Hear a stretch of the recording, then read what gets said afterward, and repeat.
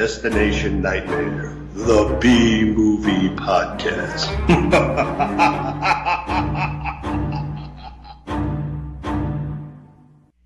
All right, there you are, and here we are.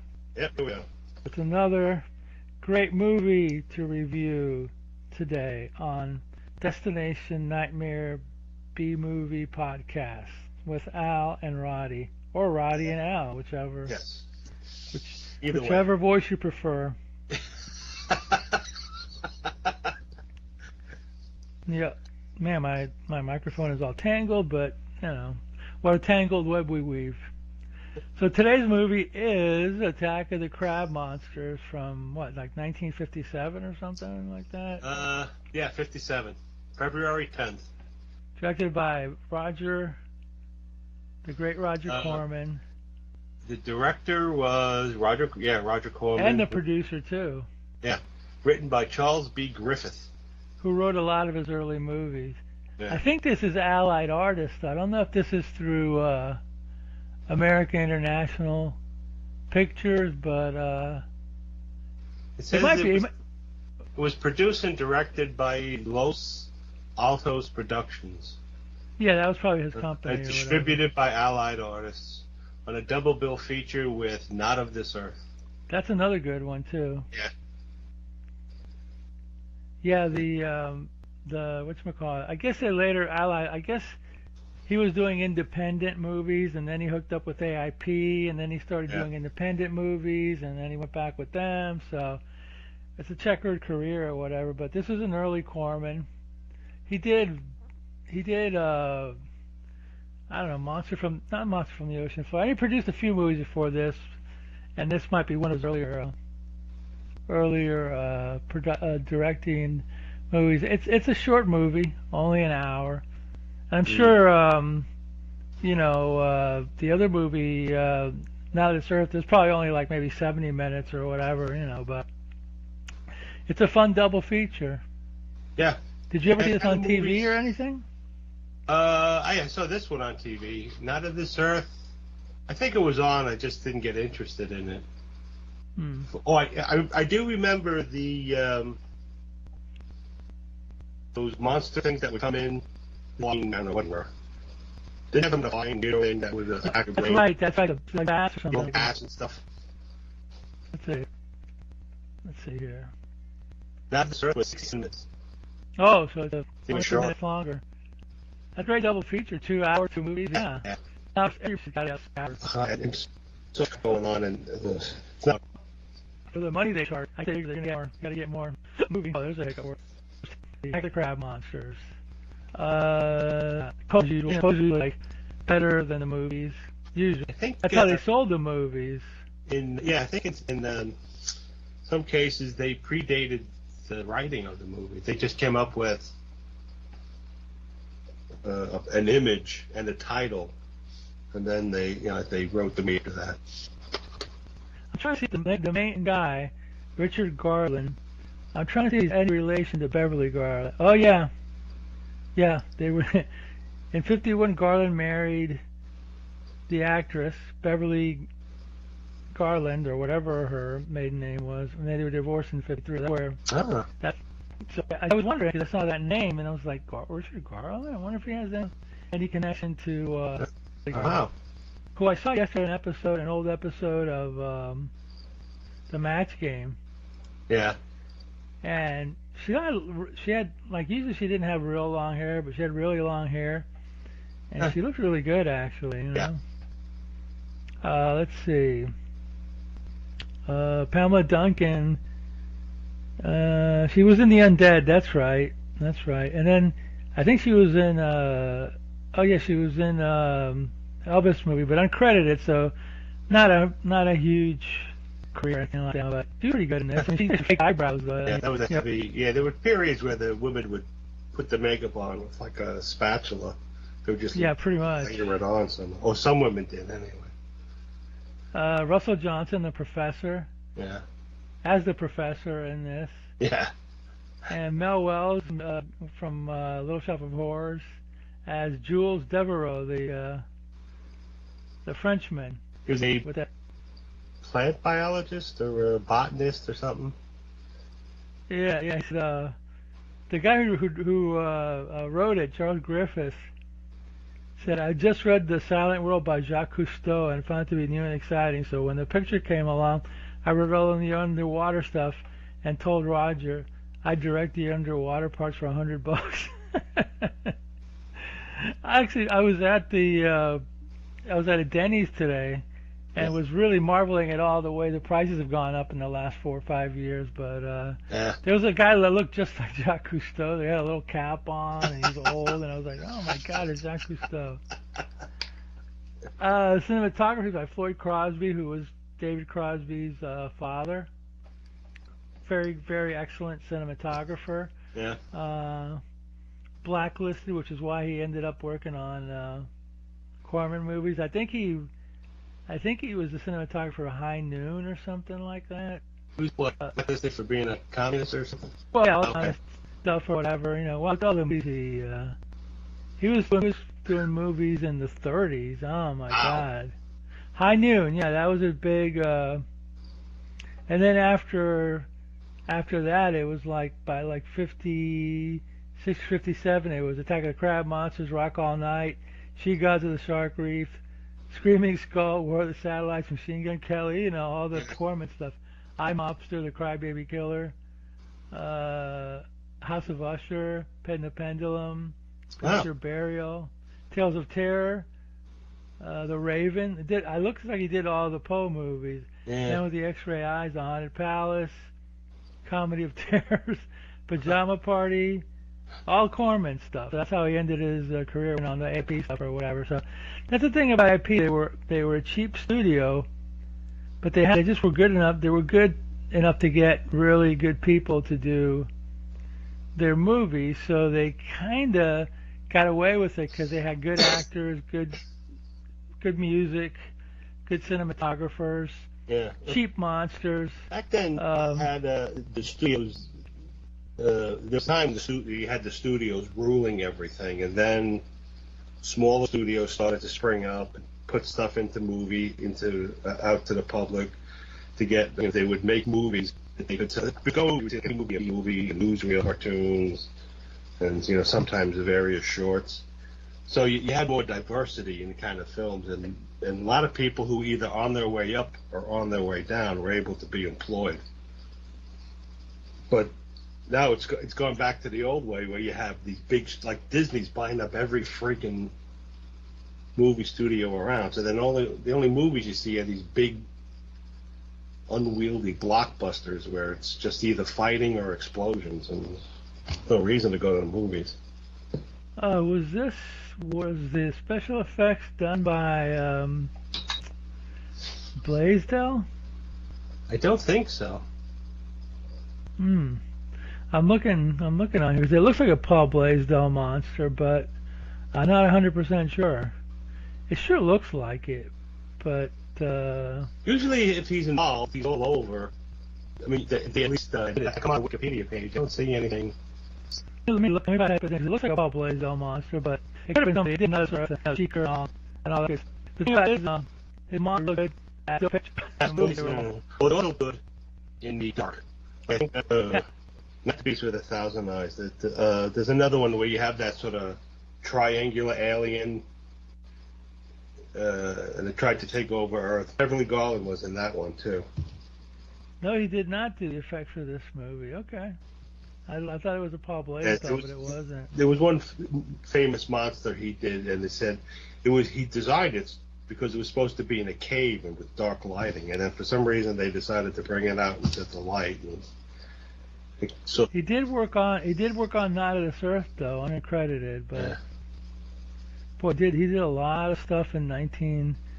Holy moly, he did a lot of stuff in 57. He worked on Voodoo Woman uncredited, Night of this Earth uncredited, The Amazing Colossal Man, Cat Girl uncredited, From Hell It Came uncredited, Monster from Green Hell, Invasion of the Saucermen. That was just in 57. I'm surprised he didn't work on this one. Yeah.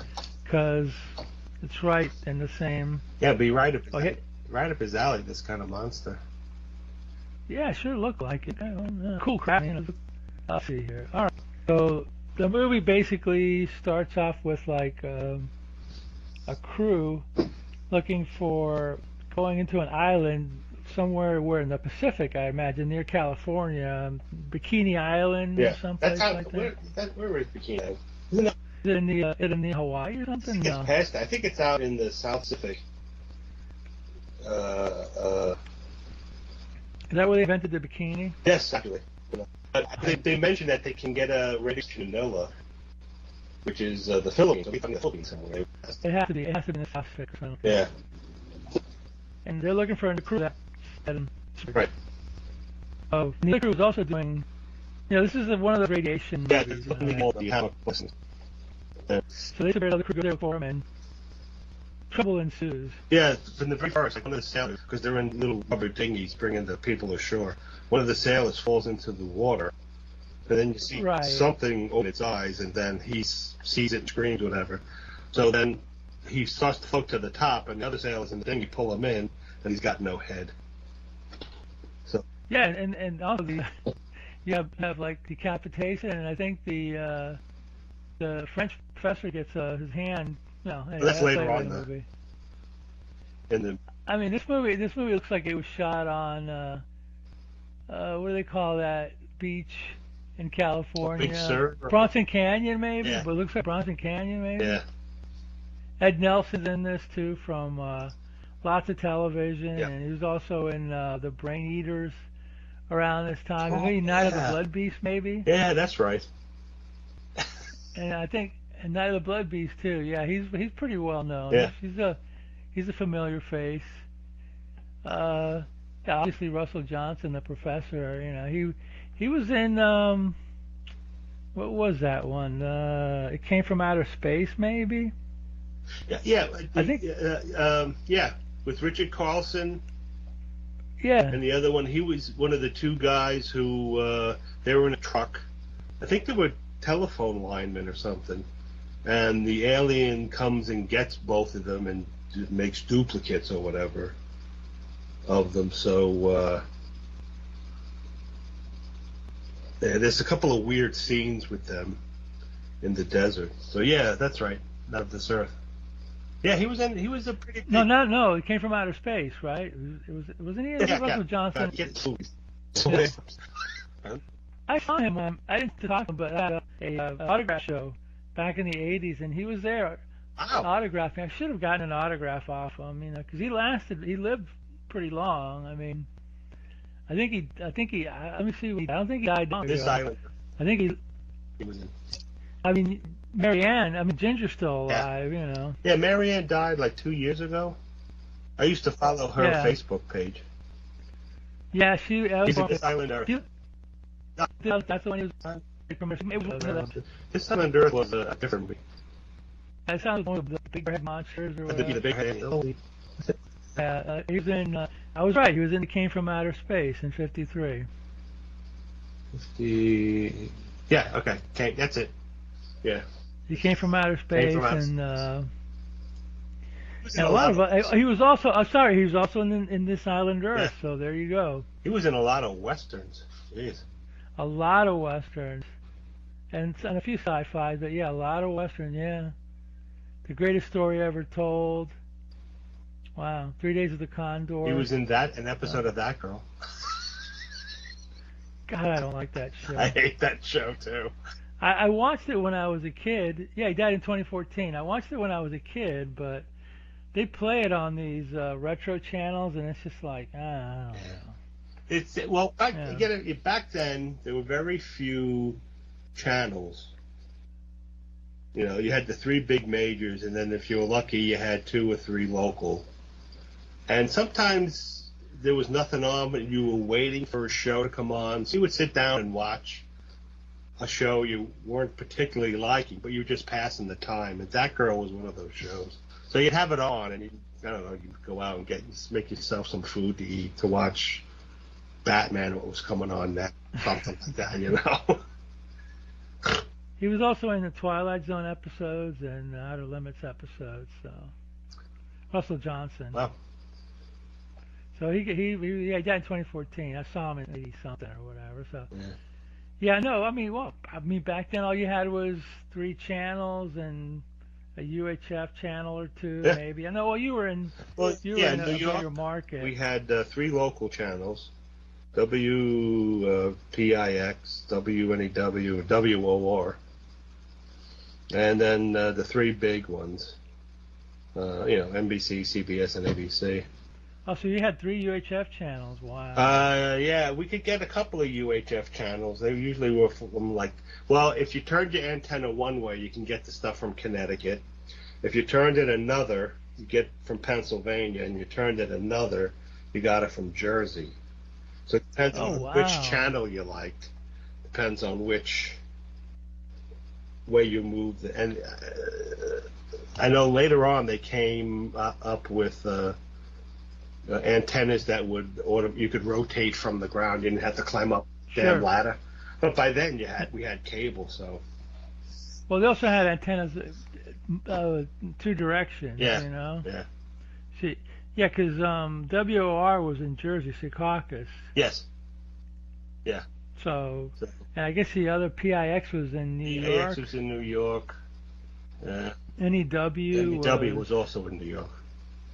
okay. So you had to have the one aiming to Jersey to get creature features Yeah, or exactly. Chiller Theater or Chiller Theater was 11. What the hell? Fright Night. Fright Night. Good old Fright Yeah, Night. good old Fright Night. So do you remember where you saw this? Because I'd never seen this I until. think I saw this on Creature Feature on Channel 5. Because that was usually the kind of movies they would play like on a Saturday afternoon. So after you'd watch your Saturday morning cartoons, then the Creature Feature came on about 12 or 1 o'clock or whatever. So I'd sit and watch these. And a lot of that's where I saw a lot of Universal monsters. That's where I saw Creature of the Black Lagoon and all these other classics. A lot of Creature Roger features. Corman and stuff. So you would watch it every week then, right? Yeah. Or as much as you could. I love monster movies, so any chance I could, I would watch. And then I remember going through the TV guide and looking for all the science fiction on monster movies, and I would mark it with a pen, and then that day I'd see if I could watch it. Sometimes it was like 4 o'clock. They used to show movies, so that was cool. But sometimes they're on like 11:30 or so. And if I was, when I was 10 or 11, my mom might let me stay up to watch it. But as I got older, I would just, stay up and try and watch them. Sometimes they'd be on like 3 in the mornings. Yeah. Do you have a TV in your room or no? No, one big TV. That was it. And it took forever to start up, for the tubes to warm up. And so you turn the TV on and you'd wait, and you could hear like this weird, almost inaudible hissing noise. And then slowly the tube would start to take focus. It could take if it was cold, it could take like 5 minutes for the damn TV to turn on. No kidding. Yeah. That's It crazy. was old though. I mean, it was, I think my parents got it in the 50s. So it's black and Yeah, white. black and white. Yeah, I didn't have color until I think I was 14 years old. Wow. Yeah. But back then, So it didn't matter. I mean, it was TV. It was fun to watch. I didn't really miss color. And then the relatives who had color TVs, they always had the color brought up really bright. So the people were orange, and the trees were like a vivid green. It's like, I don't know, they're trying to show off that they had color TV or something, so they pumped the color up. So. Yeah, I mean, so you didn't have color TV till the 70s, maybe? I think we got it in the early 70s. Wow. Got the color. What, the other TV just died on you? Yeah, eventually it died. It was all tubes and stuff, and then we got a new TV, which you couldn't take the back off. and change bulbs. So I don't know if they had tubes or whatnot in there. And then we had that until our cat used to sleep on top of the TV.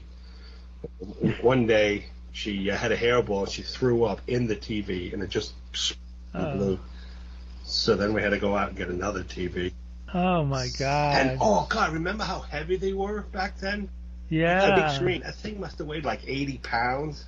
You try to carry it. It's like, oh my, you'd ruin your back just trying to carry it. Let me tell you something. Up until 2016 or 17, I didn't have a flat screen.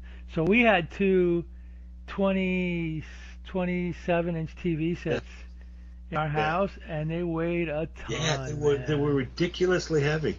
Hey, I didn't get a flat screen until when the hell was it? 2000. Yeah, probably like 2010 or 11. Maybe not even then. No, we still had a big, heavy TV. Yeah, maybe like around 2013 we got our first flat screen. Oh, we didn't have one until 2018. 2017, wow. We didn't have one. Wow. So we were, I mean, the thing was, these two big TVs that we had were great. You know, they look good. And so it's like, why am I going to spend... That's the only time I replaced the TV was because it broke. Like, you know, you couldn't fix it. So that's why I got rid of the big one, because it broke. And it's like, well, I'm getting rid of it. You know, throw it out. I mean, now... Well, I was at Walmart last week, and I guess it was a sale, but they had a 43-inch Roku TV for $150. Yeah. It was like nothing. Yeah. And they weigh light as anything. And in fact, I got a Sony TV here.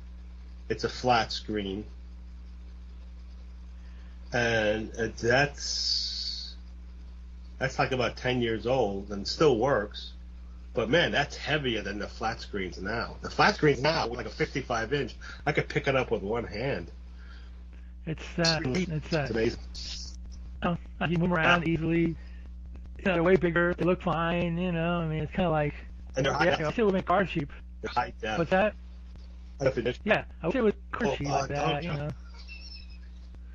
Yeah, don't go there. I remember seeing this guy. He invented this car. It was a plastic shell you could sit in. It had 6 wheels, a simple motor. The tires were rubber, but they were small, and you could blow them up. And it could travel over all sorts of terrain. I think this was about $4, but it would cost you like, this is back in the late 70s. It would cost like $100 for a car. Wow. Can you imagine if they went like, so you get a car really speed, and with all the complicated electronics that go with the car, you know, because if oh my God, that's the absolute worst. The sensor goes, you don't know if you can't start the car, you know, and you don't know if it's the sensor itself that's the problem or what the sensor's trying to detect that's the problem. So then you got to take it to a garage mechanic. I mean, it used to be so much easier to fix your car. I used to point the spark plugs and, you know, change the oil and, you know, play with various timing things and whatnot. Now forget it. You need like a computer. They hook it up to a computer, so you need. It's a computer thing. Yeah, you need a big computer thing, which you can't afford. So it's ridiculous. Yeah, I know. They figured out how to make TVs cheap, but everything else has gone up like ridiculously or whatever. You know. Like these damn phones too. Yeah, phones are getting real cheap too. So lately, yeah. Hopefully they get super cheap. And again, I'm trying not to use my phone as much. So I'll watch videos on it and I'll read books on it, but I usually try to just leave it because, you know, if you get on YouTube, you start going down that rabbit hole, and then like an hour or so later, you're like, wow, what the hell? I wasted so much time watching like stupid cat videos or, you know, people dropping barbells on themselves. Yeah, I haven't gotten that point yet. I've been watching like art instructional videos and movies and I do watch football stuff or whatever, but anyway. So anyway, getting back to the movie after we digressed. A group of scientists sent to go to the island. They're searching for the previous exhibition that's appeared without a trace. they get there and it has something to do with the bikini nuclear test or whatever. I want to see again that the original team went there to check fallout, the effects of fallout on the island. They did, like you said, they disappeared. Now the new team is seeing what happened to the old team and the effects of fallout. And apparently, the only things on the island are seagulls and crabs. Everything else dead. Yeah. So they get on there. They get to the island. A sailor. They're going on land. One of the sailors we were talking about before is in a raft. He falls into the water. He gets killed. He gets decapitated. And it looks like it's an eye. You see like an eye or something like that. So so two sailors are left behind, and Ed Nelson decides they're going to go back to the mainland, and then their plane explodes, I guess. Yeah, and right? you don't no reason for it. It's given. And then the storm happens. Yeah. And and it's a bad storm, so they have to like stay in the research area. And because of the storm, they can't signal out to the Navy that the plane crashed and they're stranded on the island. And you've got like professors and scientists, and Russell Johnson is a professor, or a scientist, and so is Mel Wells. And they find the journals of the previous expedition, and they're trying to figure out what happened.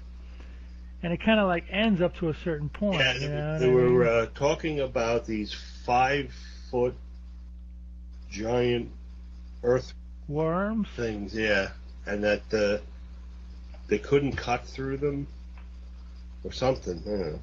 And then he said, then the guy says, then it just ends, and they're not sure what's going on. And then so the team go to bed. And then the woman hears the voice of the previous scientist, the leader of the previous scientific group, calling her, and she's going out looking for the guy. Another scientist hears it too, so they're looking, and suddenly they find this giant pit that appeared on the island. So the island's also suffering like explosions and earthquakes. So this pit appeared, so the scientist starts to crawl down. Another earthquake happens. The girl gets knocked out because she's up on the surface of the island. The guy falls down dead. And then the other scientists wake up and find out that the girl and the scientist are missing. So they get her back to bed, and then there's like 3 or 4 remaining scientists looking, and then there's also 2 sailors there who are watching the they're from the previous team. Yeah, and they're watching the dynamite, and so they're looking for this guy who fell, and the guy says, "Well, I think the pit connects to the sea caves because the island is apparently riddled with sea caves." So they go in, they find where the rope ends, and they see blood there. And they go back, well, we can't, it's too dark to go look for him, so let's go back in the daytime. And then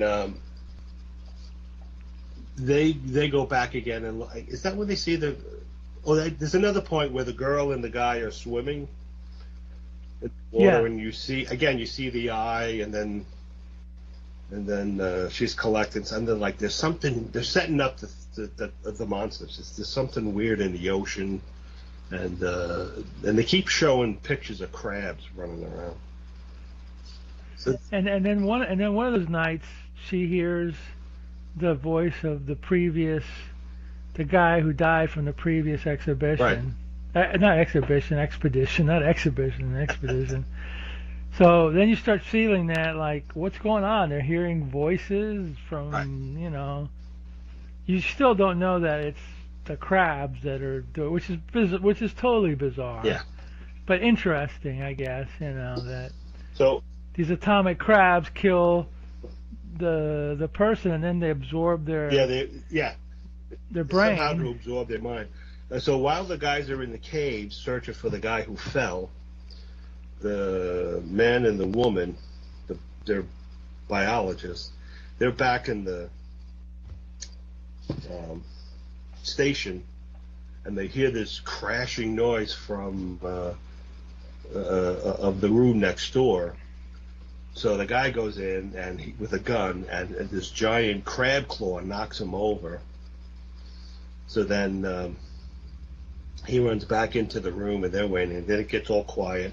So they open the door, and they see that like part of the wall has been torn out. And then they had two mice for testing purposes, I guess. So that cage was ripped open, and the mice were gone. So then he goes, well, as long as the storm's abated, and we're going to have to see if we can contact the Navy. So they go in, they find the radio has not only been smashed, but all the wires has been snipped. And he says, well, whoever did this had some intelligence. It wasn't just like some dumb animal coming in. So then I think the next day they hear the voice of the guy who fell. They go looking for him, and that's the first time you see the crab monster. Yeah. Which is kind of goofy looking. You can tell it looks like paper mache. It's got a weird mouth that doesn't look like a crab mouth, but it's got two eyes. Yeah. And they discover the crab monster they could get. That's where they discover that when the crab monster eats you, it absorbs your mind. So and they give some like kind of electrodes and biatoms and all this. Yeah. You're like, oh, okay, that makes sense to me.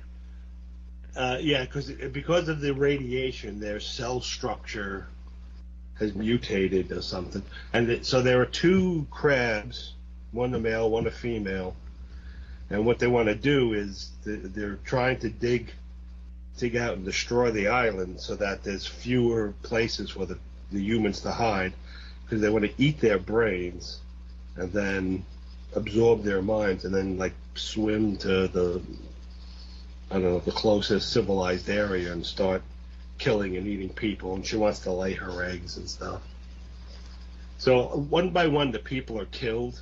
You also discover they set up some dynamite. They go into the cave to look for them and try to get a sample, and then the male crab monster goes to attack them. So they throw a stick of dynamite at it, and a big stalactite lands in the crab's brain and kills it. So because of their molecular structure, they can easily cut through. Then they take the giant claw back, and they discover that by attaching two live wires to it and running an electric current through it, it destroys the integrity of their molecular structure and it turns to ash. So then they just devised this plan. There's one thing though that I read that was edited out, where when they took the crab claw out, after they're done with it, they took the crab meat out and they had crab legs. No, I'm just kidding. That's what it looked like. That's what it looked like to me. It's like they take the crab and I go, oh, that's a crab leg. I wonder if they're gonna eat afterwards. That is one of the best places to get the meat is the claw. Yeah, I think so. Yeah. So after they whip up a giant vat of that mayonnaise and relish sauce. Yeah, right. And cocktail sauce. They discover. Cocktail sauce, yeah. So they go back and they're going to set up two electric plates, and hoping that the female crab monster, she'll step on the two separate plates and electrocute herself. And then the one scientist is trying to do it. He gets killed by the female crab, and then the two sailors get killed. So it ends up being the guy with the ascot, the woman, and Russell Johnson. And so there's only one female crab. Yeah. But she's pregnant. Yeah, she has kids. The woman who's a biologist, in a photo they took, can see that she has a yellow rim of crab eggs on her. Yeah. It works for the story. So anyway, the island is slowly being pulled down and destroyed. So then they're running from the crab monster who's trying to get them and eat them, and they end up like on the top of this little craggy mountain. The island has been really reduced to this like very small rocky area, and there's a and the island is falling apart. Everything else. The cliffs are crashing, and then there's this antenna, a radio antenna. So what? Russell Johnson. Yeah, at first he throws a grenade at it, and the shrapnel. He gets hit with shrapnel, and the monster hits him and stuff. So the man and the woman are on the top of the rock, and he's got an axe, and he's trying to defend them from the monster. And Russell Johnson goes over. He electrifies the radio tower, and then he jumps up on it and pulls it down onto the crab monster, and he and the crab monster are killed.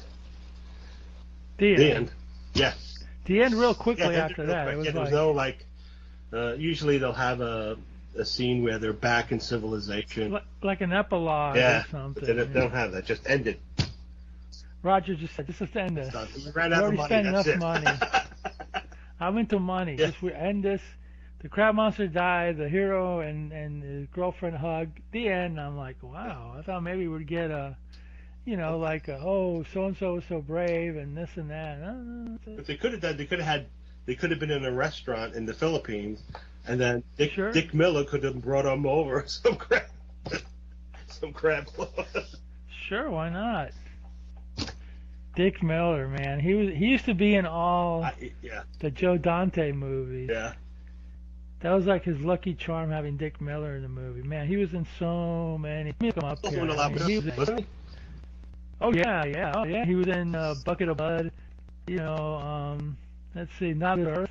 The one that he was in. He was in all the, Death Race 2000.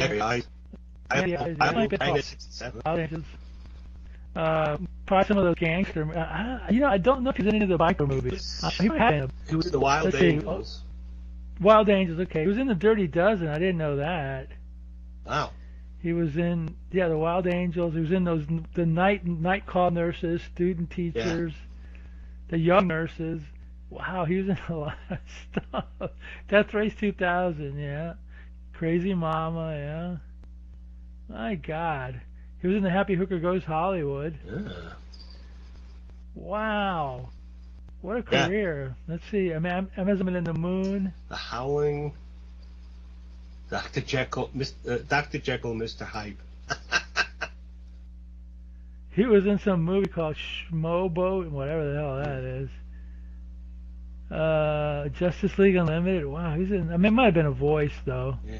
Yeah, he was a voice in that. He became a voice actor after. He was in Matinee. Did you ever see Matinee? The one about that was set in Key West, and John Goodman was like a William Castle type guy or whatever. That was a fun movie. The Mantis or the Mantid cat.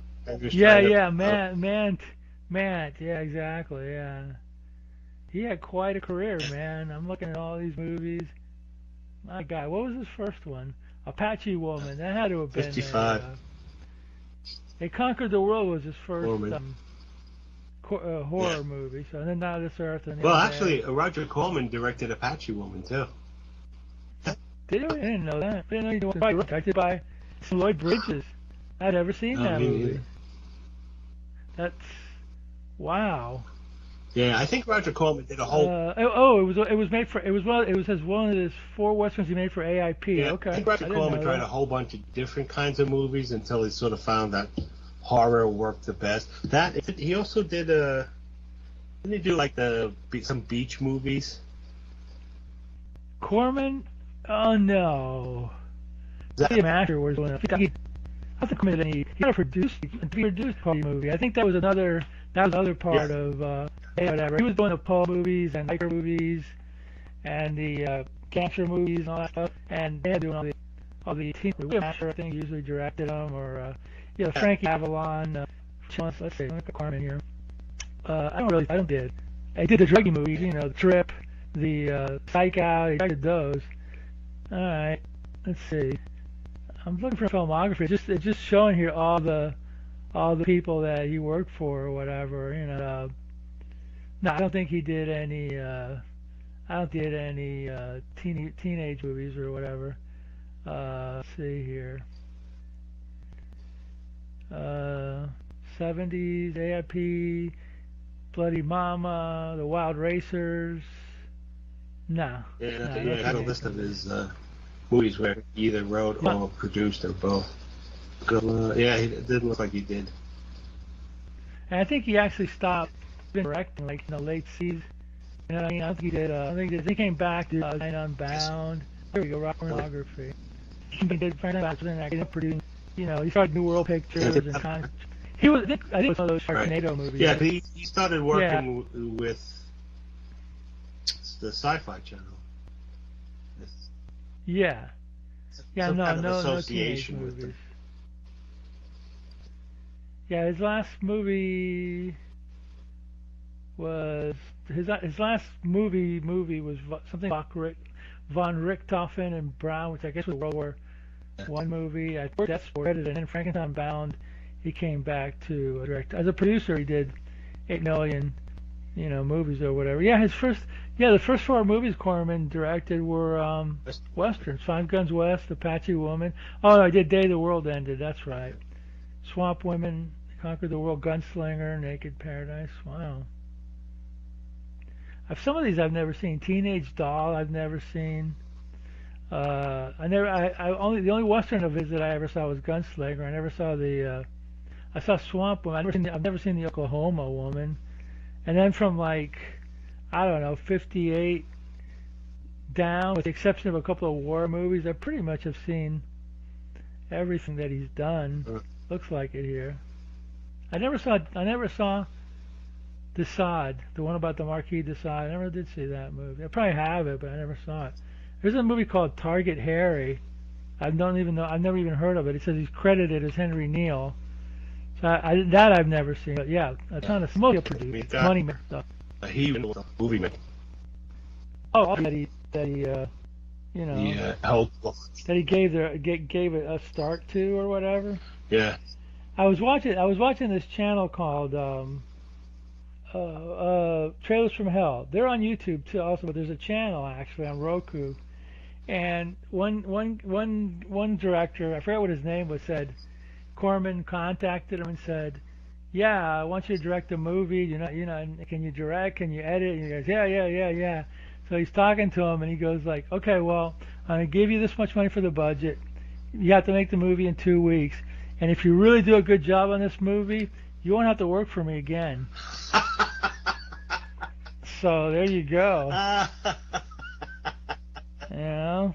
That's Roger Corman right there. Scorsese, Coppola, even like James Cameron got, start doing those movies. John Landis, all the actors, De Niro. I don't think Pacino ever worked for Corman though, but Nicholson obviously.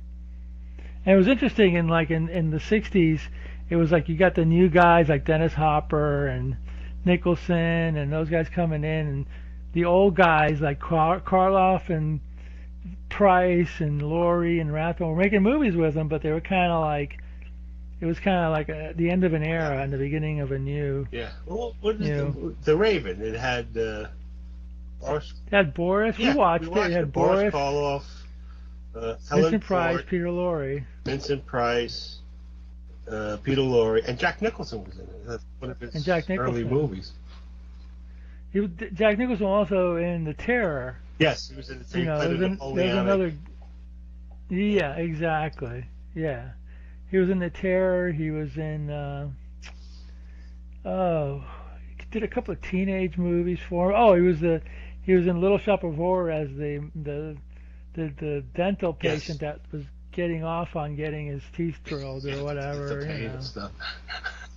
And then he started doing biker movies and drug movies, and then he got Easy Rider, and his career took off. I think Easy Rider was originally supposed to have been from AIP, but something happened and Hopper took it to somebody else, and it became like the big hit or whatever. But originally, I think he was going to do it for Easy Rider. That movie. Hopper, his character in Easy Rider, patterned after Dennis Hopper. Oh no, I'm sorry. Hopper's character. You're They're like, I'm just imagining that. But it makes sense, because when you look at it, it's like, is that David Crosby? Yeah, Columbia put it out, but I think AIP was originally gonna had someone earlier in it, then it just kind of faded out because they did The Trip and The Wild Angels and all that kind of stuff for AIP. But I mean, if you think about it, well, Easy Rider's a biker movie, but it's like a hipster biker movie or whatever. It was a different kind of biker. It wasn't the the crazy Nazi whatever. It's more like a pothead hippie or new generation or whatever. I don't know, but anyway, so I digress again. Anyway, so yes, Attack of the Crab Monsters. It was it was fun, entertaining story. No filler. Short. Yeah, which is short. But I think they do that with movies. Instead of saying, well, the movie has to be 120 minutes long or 200 minutes, say half as long as it has to be. So but they got a 3-hour movie. Do it part 1 and part 2. Yeah. Do part 1 in the summer, and then at the end of the year you can come and see part 2. I remember when Lord of the Rings came out. Even reading the books, it got boring at times because it's like, this guy went on for pages and pages and pages and chapters and I'm getting ready for battle and stuff. And you're like, oh my God, can you just, so you'd flip a bit to just advance yourself. And then the movie, I think it was this like filmed page for page or something. The first 2 were long. It's like, all right. But the third one just went on and on and on. And it's like, what the hell? It's just, have you ever heard of editing? You could have edited that like at least an hour out of the movie and a half hour out of the other two. Movies, they say short stories make for better movies than novels because a short story is about the length of a movie. You're not pretty much, yeah. And if you want to do a movie version, like a long version of a novel, do it as a miniseries on television, not a freaking movie where you're sitting there for like 3 hours in the theater and your legs have gone to sleep. And you had to pee. Yeah, it's like I had to pee like 3 hours ago. It's like, Jesus Christ. Yeah, I know. But man, those stupid movies, Marvel movies anyway, they do good, so they'll keep making them until they stop. Yeah, doing good. They also cater to an international market. That's why a lot of movies have a lot of explosions and a lot of fight scenes, because you don't need dialogue for that. So it's easier for non-English speaking people to understand the movie, and they don't have to translate or subtitle so much. Yeah, I mean, sure. I mean, yeah, action and explosion and all that. It sells all over the world, especially like, China and all those places or whatever. Well, they make all their. Then we can be a bomb here, and if it does good all around the world, then it's successful. So. But those Marvel movies do good here. I don't like them, but they do good here. So, and they're all like 3 hours. I liked Iron Man. Yeah, I liked Spider-Man. The second Spider-Man stunk. The second Iron Man, it was all right. And then I think the third one, and I saw the only other. I think I saw both Iron Man 1 and 2 in the movies, and the first Spider-Man with Tobey Maguire. The first 2 of those in the movies. The rest I caught on television halfway through, flipping around the dial, because it's not special anymore. It's very formulaic, and you kind of know what's going to happen and stuff. And they can be entertaining, but I don't want to spend $12 now to go, $15 or something like that.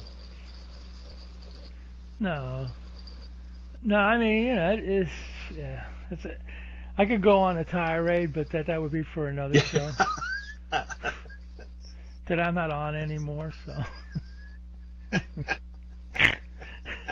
what can I tell you? Yeah, I'm not into those movies. I don't think. I don't think. I think some people aren't either. Some people love them and some don't.